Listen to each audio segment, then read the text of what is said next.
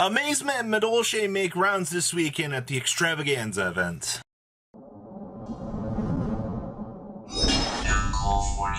Smash the subscribe button, that subscribe button so you guys don't miss out on more awesome content. Did you know that 36.1% of you are not subbed to my channels? Come on, we're trying to get to 100K here. Hit that subscribe button. It's easy.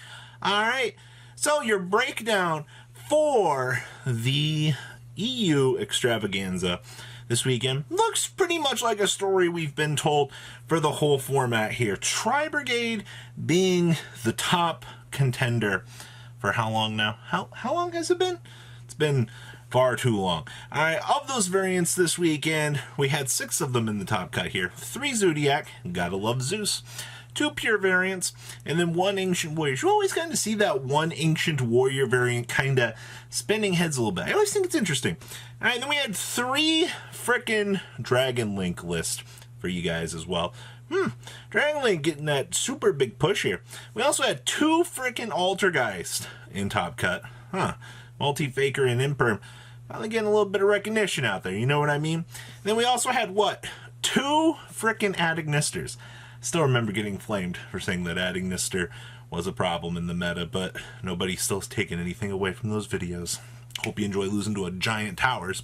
Alright, now, for the Rogue for this event, we had 1 Medolce, which we'll have the list here for that in a second. We also had 1 Amazement control list as well. And we had 1 Drytron list as well, wrapping up your top 16 for the English Extravaganza. And really, Amazement and Medolce, and even 2 freaking Ignister decks showing you that, yeah, a big unaffected towers boss monster is something that you do need to pay attention to and make sure that you're able to handle in a metagame situation. Now, we also have the breakdown for the German Extravaganza here as well for you guys. Now, this tells a little bit different of a story than what we're kind of used to for the rest of this event. We had 4 Tri-Brigade variants for this top cut, but the twist was they were all Zodiac variants, actually. Okay, well, I guess. So, screw Ancient Warrior, screw Pure. It's all about the Zodiac, it would seem. We had 3, and I mean a huge amount of Virtual World for this event. Second highest represented deck in this event was frickin' VW. Is that impressive? I think so, actually. We also had 2 Invoked. Where's Invoked been? I think Invoked just kind of fell off the face of the format. He's just taking a nap out back, honestly. Like, the deck is still good. It's just not exciting anymore, honestly. We also had, what, 1 Drytron list as well? Man, Drytron. Alright, like, Ava's still annoying. Alright, I still think Ava needs to be restricted to some degree, and I think that it's still very annoying, but the deck's just not competing against the rest of the top cut here, which I guess is kind of interesting. We had 1 frickin' Zodiac deck, and I will cover that list this afternoon for you guys, along with some other interesting stuff as well. We also had 1 Phantom Knight list in top cut as well, which is interesting. 1 Subterror, 1 Ignister. That's 3 Ignister decks out of the entire top cut. Alright, we had 1 Praying Kids. Praying Kids, that deck is really good. Alright, it ended up winning the French Extravaganza this weekend, which I'll also cover at the end of this video here. You'll get the chance to kind of see what was going on there. But Praying Kids taking a very low C here. Same thing here with Dragon Link. Dragon Link's representation is just butt for this. Between these 2 regions, you see a much different story. You go from hardly any VW to higher Dragon Link representation, Praying Kids being a lower represented deck across the board, which also is kind of interesting at the end of the day as well. So I think in terms of overall representation, each region is going to be different in this. The format is so open-ended and diverse between the power scaling of the tier 1 decks that any of them at any time just kind of does better than the other, except for Tri-Brigade, because Tri-Brigade's like literally a ½ inch above the rest of the metagame. Now, deck list time! Woohoo! First place out of the EU Extravaganza was frickin' Dragon Link. Alright, Donique D here actually showed us that we can still do things with Dragon Link in the modern era, which is a very freaking interesting thing.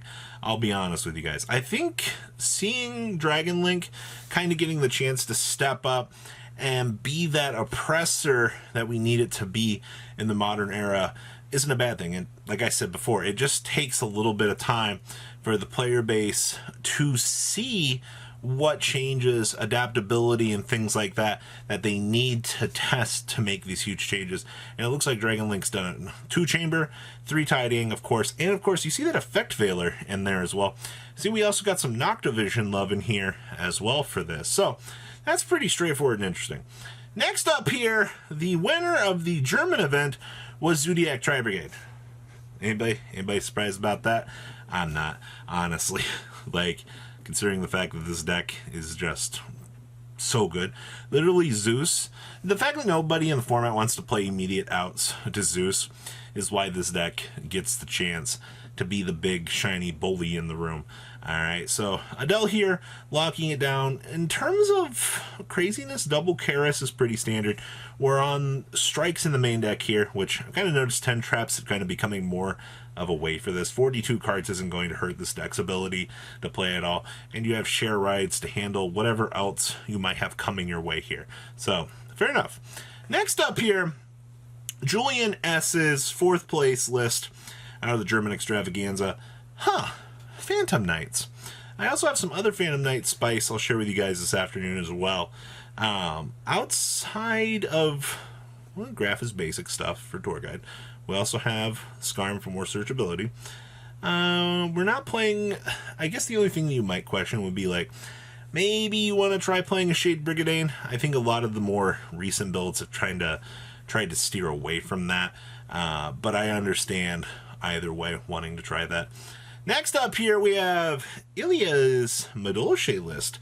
Triple frickin' Herald of Orange, like, staples.